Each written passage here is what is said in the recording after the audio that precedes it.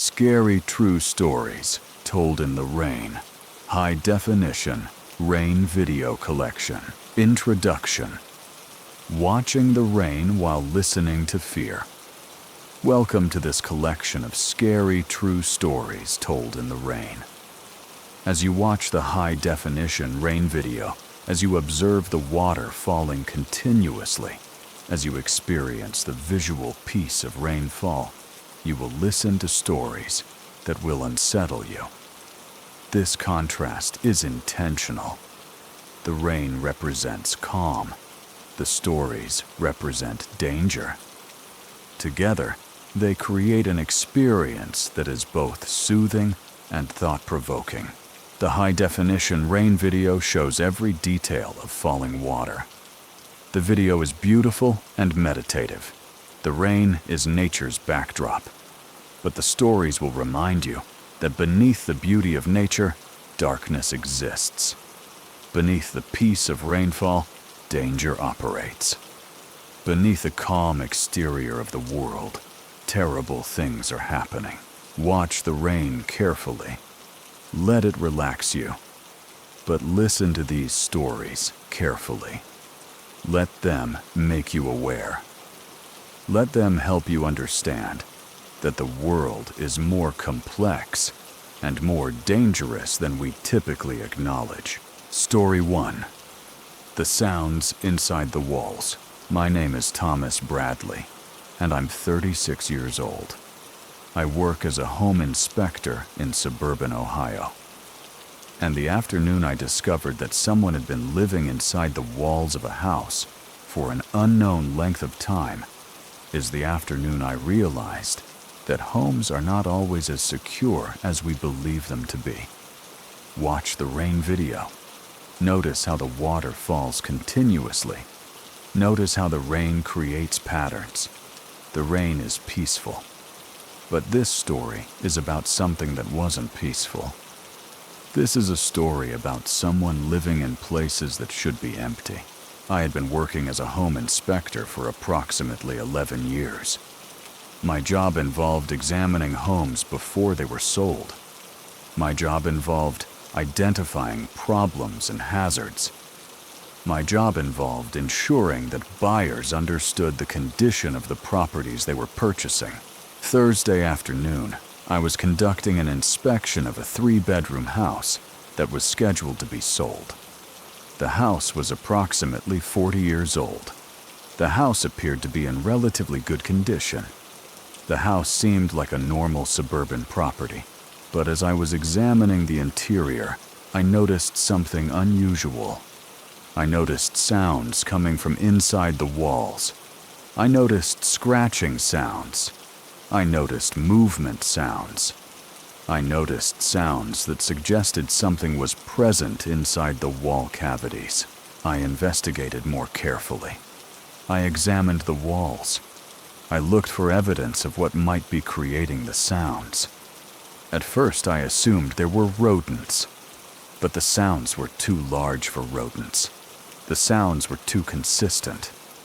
The sounds suggested something bigger than an animal. I made a small opening in the drywall to investigate. What I discovered was shocking. I discovered evidence that someone had been living inside the walls. I discovered sleeping materials. I discovered food remnants. I discovered personal items. I immediately informed the homeowners. I informed them that someone appeared to have been living inside their walls. The homeowners were horrified and frightened. The police were called. The police investigated.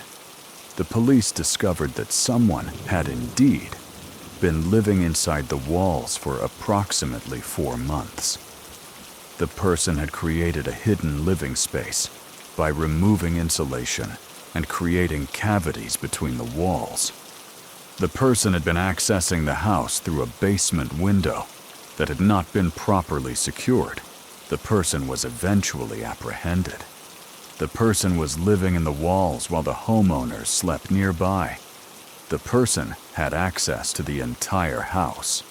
The person could have entered any room at any time. What haunts me is understanding how close the person was to the homeowners. What haunts me is knowing that the person was listening to them. What haunts me is realizing that the person could have done anything. The person could have entered bedrooms. The person could have harmed the family. The person chose not to, but the possibility was always there. The rain in the video continues to fall. The rain is peaceful. The rain is beautiful. But inside houses behind walls, inside cavities, someone might be living. Someone might be watching. Someone might be waiting. Story 2. The Hiking Trail Stalker. My name is Jennifer Mitchell, and I'm 34 years old. I work as a trail maintenance coordinator for a county parks department in Colorado. And the spring when I discovered that someone had been stalking hikers on the mountain trails is the spring I realized that danger can exist in places where people seek peace and nature. Watch the rain video. The rain is falling peacefully. The rain is natural and beautiful. This story will show you that danger exists in natural places. This is a story about someone who hunted on the hiking trails. I had been working for the Parks Department for approximately 8 years. My job involved maintaining the hiking trails. My job involved ensuring that the trails were safe and accessible. My job involved responding to issues and concerns on the trails. Thursday afternoon, I received a report from multiple hikers about unusual behavior on the trails. The hikers reported that someone had been following them. The hikers reported that a person had been watching them. The hikers reported feeling afraid. I took the report seriously. I wanted to understand what was happening on the trails. I wanted to ensure the safety of the people using them. I began conducting observations on the trails. I wanted to see if I could identify the person who was stalking hikers. I wanted to understand what they were doing. Over the course of approximately 2 weeks of observation, I documented evidence of stalking behavior. I documented a person following hikers. I documented the person watching hikers from concealed locations. I documented the person taking photographs of hikers without their knowledge. I reported my findings to the police. The police launched an investigation. The investigation revealed that the person had been stalking hikers for approximately 6 months. The person had been documenting hikers. The person had been collecting information about their patterns and routes. The investigation also revealed that the person had been selecting specific hikers as targets. The person seemed to be focusing on women hiking alone or in small groups. The person appeared to be assessing them for vulnerability. The person was arrested before they could harm anyone. The person was charged with stalking and harassment. The investigation revealed that the person had been planning something more serious. The person had materials suggesting plans to abduct or harm a hiker. What haunts me is understanding how long the stalking had been occurring. What haunts me is knowing that hikers had been tracked without their knowledge. What haunts me is realizing that the person had been getting closer to their goal. What haunts me is the understanding that the stalking might have led to kidnapping.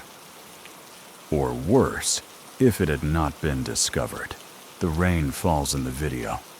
The rain is beautiful and peaceful. The rain suggests that nature is safe. But on hiking trails in the wilderness, in places where people go to find peace, danger can exist.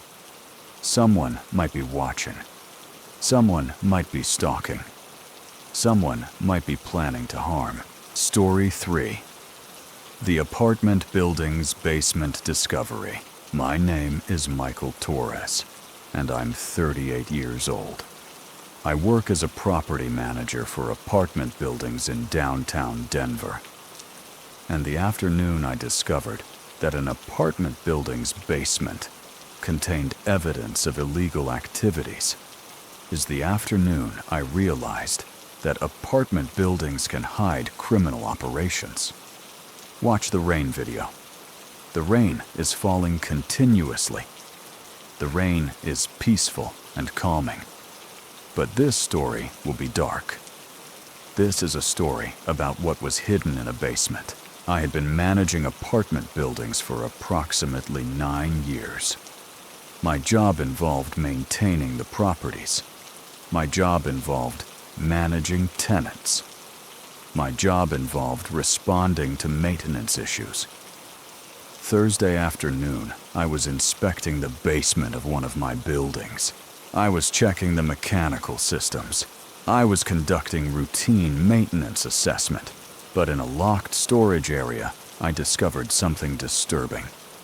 I discovered evidence of illegal drug manufacturing.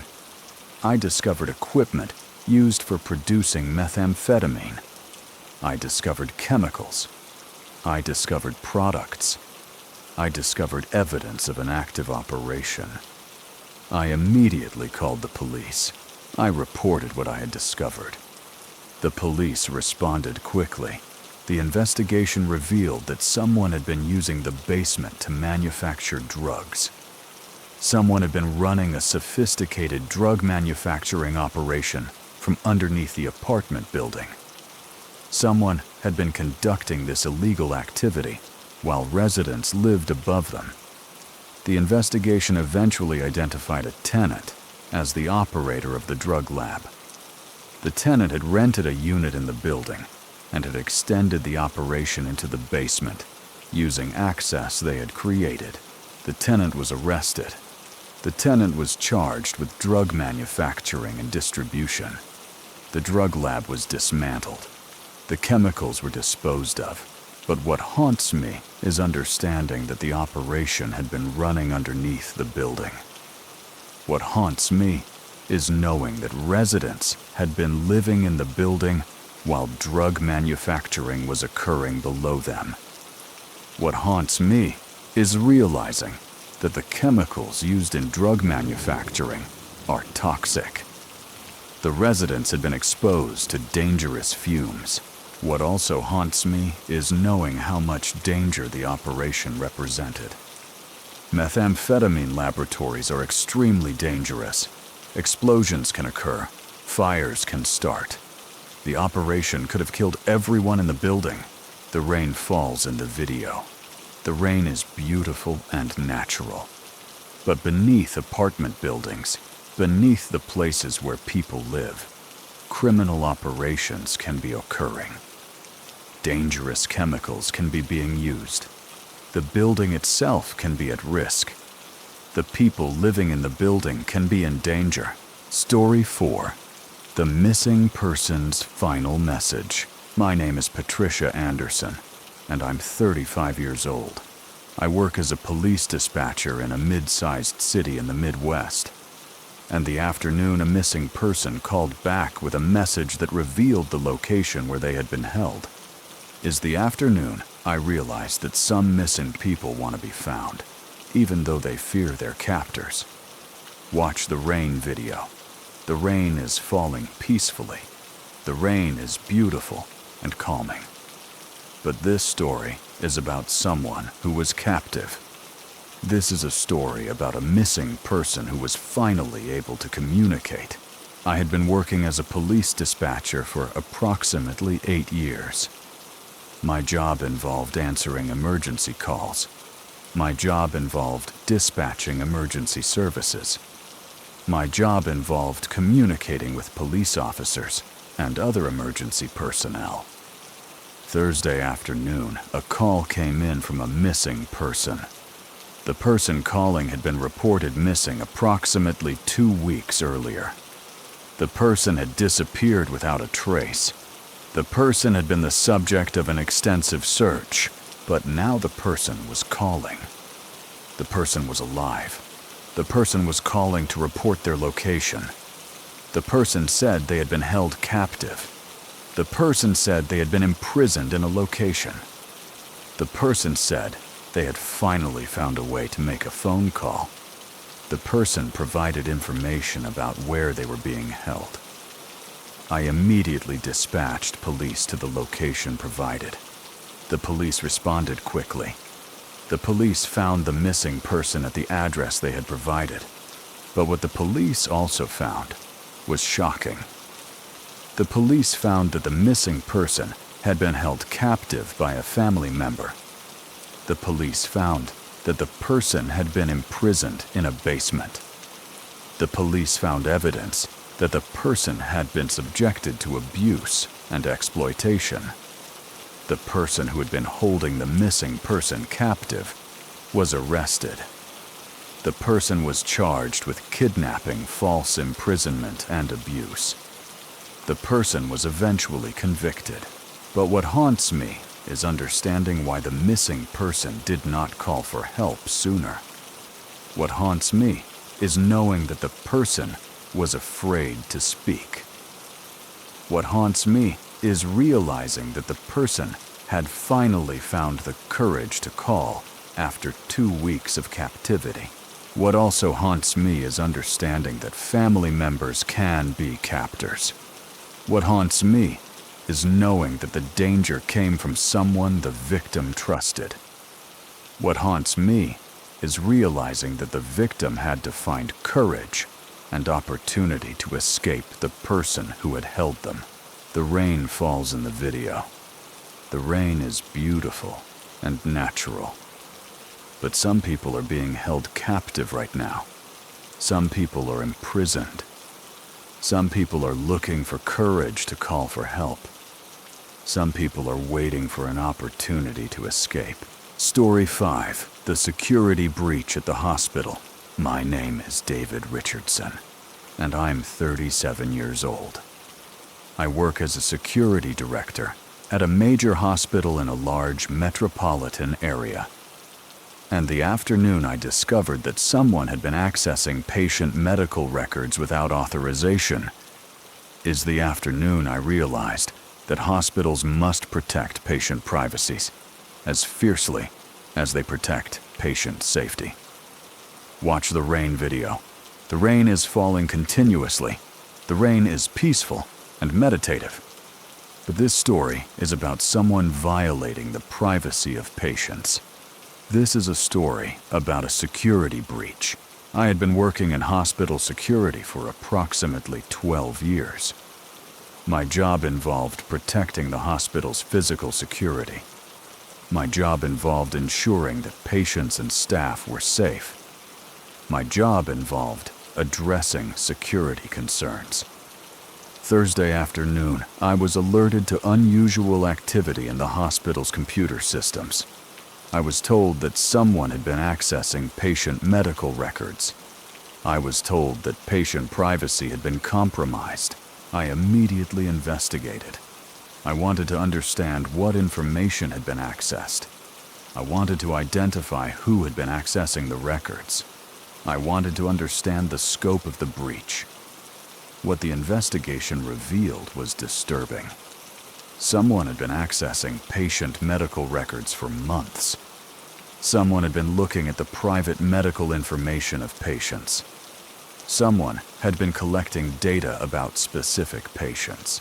The investigation eventually identified the person as someone who did not work at the hospital. Someone who had created false credentials. Someone who had gained access to the hospital's systems and patient records. The person was arrested. The person was charged with unauthorized computer access and privacy violations.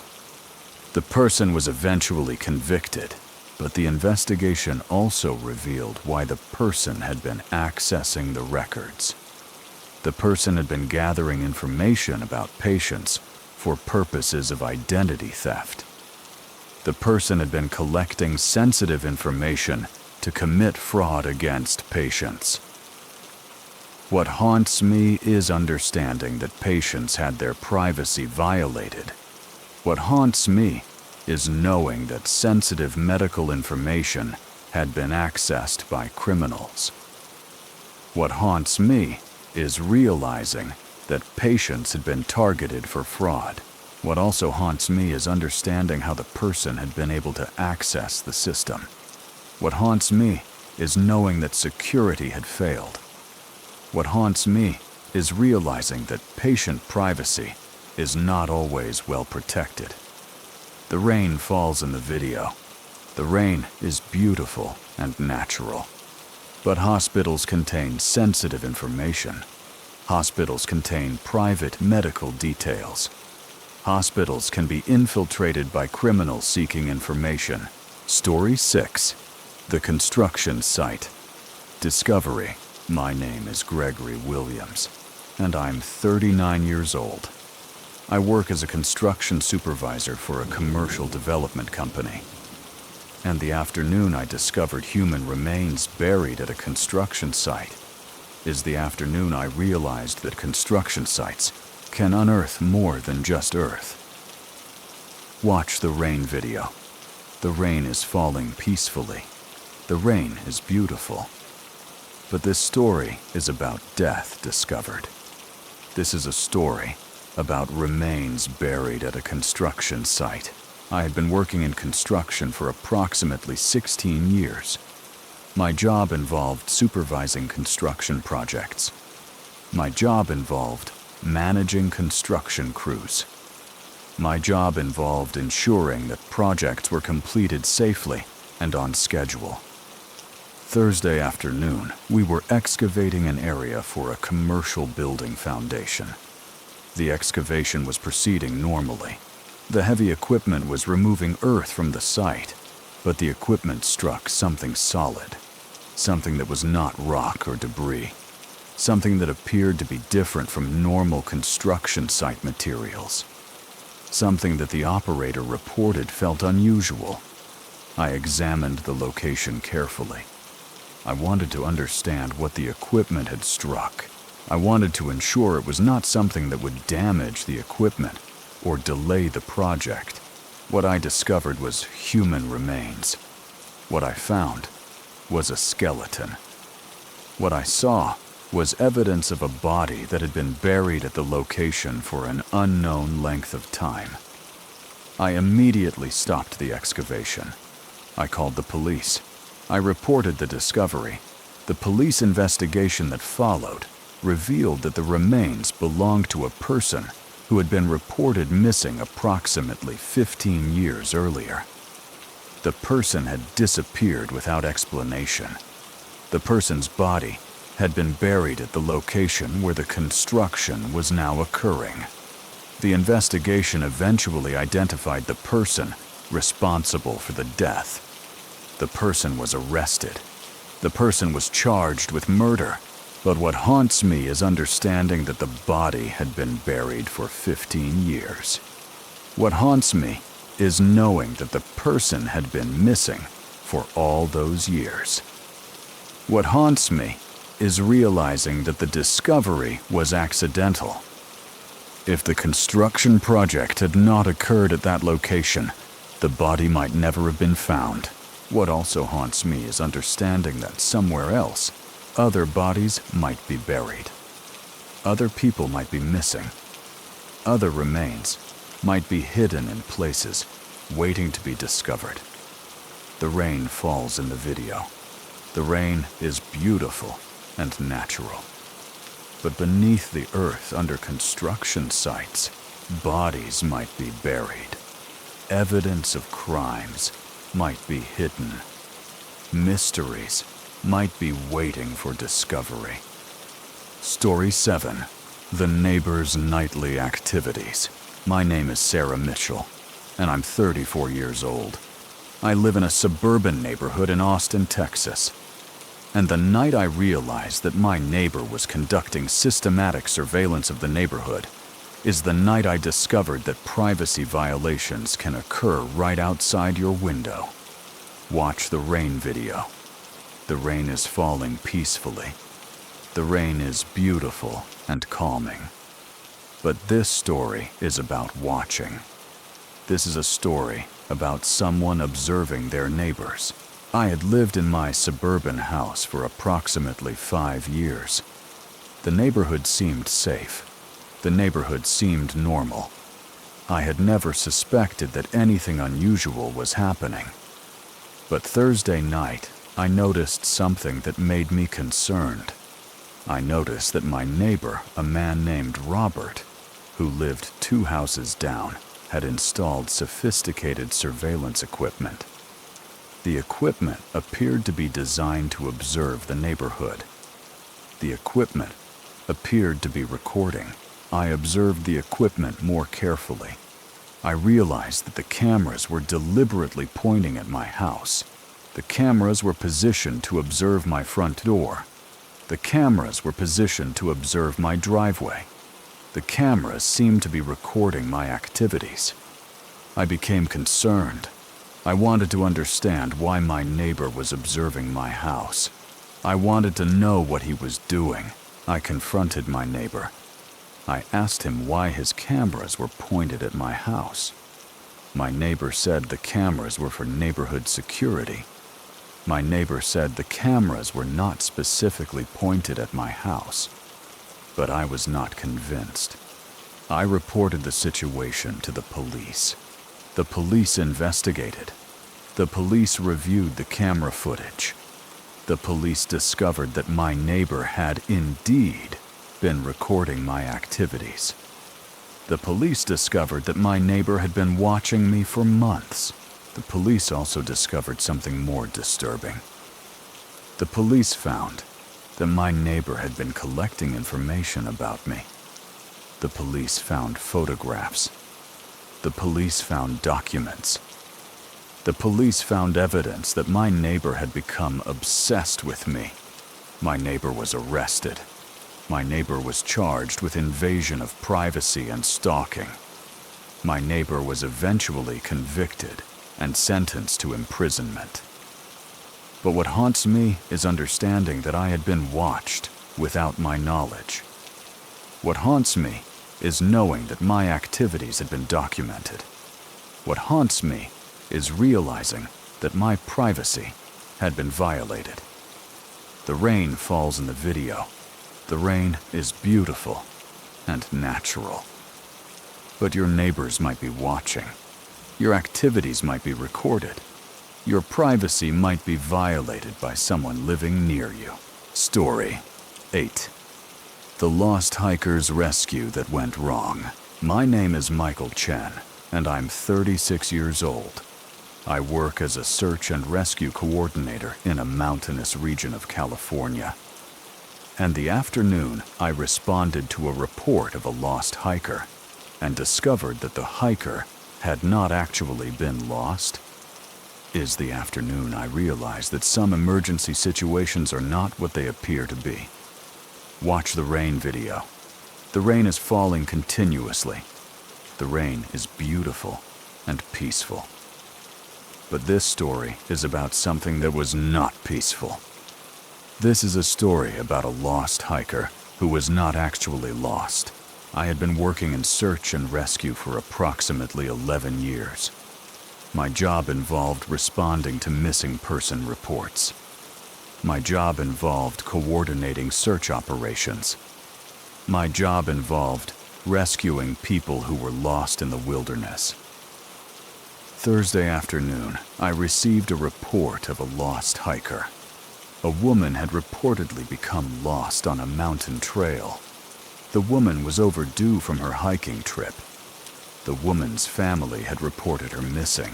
I immediately organized a search and rescue operation. I gathered search teams. I prepared to locate and rescue the missing hiker. But as I was searching the area, I received a call. The call was from the supposedly lost hiker. The hiker reported that she was fine. The hiker reported that she had not been lost. The hiker reported that she had deliberately extended her hiking trip and hadn't contacted her family. I was confused. I wanted to understand what had happened. I wanted to know why the hiker's family had reported her missing if she was not actually lost. When I made contact with the hiker, she told me the truth. She told me that she had deliberately disappeared.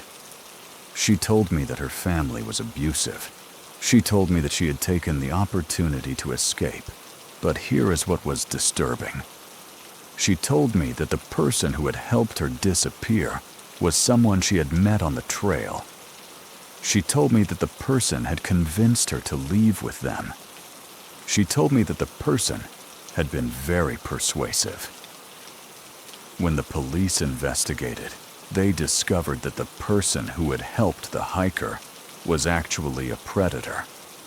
The person had recognized the hiker as vulnerable. The person had targeted her. The person had convinced her to go with them. The person was arrested. The person was charged with kidnapping and human trafficking. The investigation revealed that the person had been operating this way for years. The person would target hikers. The person would befriend them. The person would convince them to leave with them. What haunts me is understanding how close this situation came to ending badly. What haunts me is knowing that the hiker had been manipulated by a predator.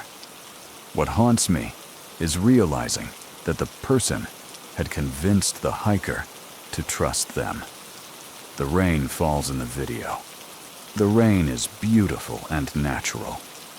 But hikers disappearing for legitimate reasons can be targeted by predators. Predators wait on trails. Predators recognize vulnerability. Predators are skilled at manipulation. Story 9.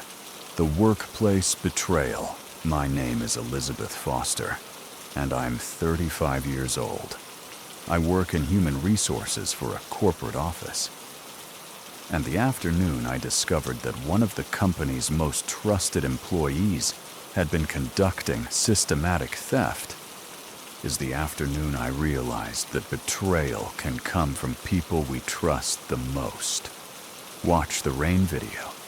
The rain is falling peacefully. The rain is beautiful and calming. But this story is about betrayal. This is a story about an employee who was stealing from the company. I had been working in human resources for approximately 10 years. My job involved managing employee relations. My job involved addressing workplace issues. My job involved investigating complaints. Thursday afternoon, I received a report of missing equipment. The report indicated that valuable items had disappeared from the office. The report suggested that someone had been stealing company property. I began investigating. I wanted to understand what had been taken. I wanted to identify who had taken it. What the investigation revealed was shocking. I discovered that one of the company's senior managers had been systematically stealing company property. The manager had been taking equipment. The manager had been taking supplies. The manager had been taking valuable items. The investigation also revealed that the theft had been occurring for approximately 3 years. 3 years of systematic theft. 3 years of betrayal. What made the situation even more disturbing was understanding why the manager had been stealing. The manager had not been in financial need. The manager had not been desperate. The manager had simply decided to steal. The manager was arrested. The manager was charged with theft. The manager was convicted and sentenced to imprisonment. But what haunts me is understanding that the manager had been trusted. What haunts me is knowing that the manager had held a position of authority. What haunts me is realizing that the manager had betrayed the trust of the company and its employees. The rain falls in the video. The rain is beautiful and natural. But in workplaces, betrayal occurs. People we trust steal from us. People in positions of authority abuse that authority. Story 10, The Final Reflection. My name is James Patterson, and I'm 38 years old.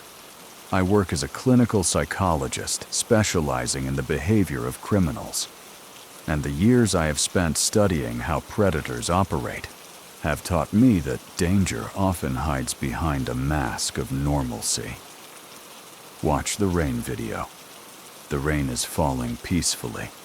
The rain is beautiful.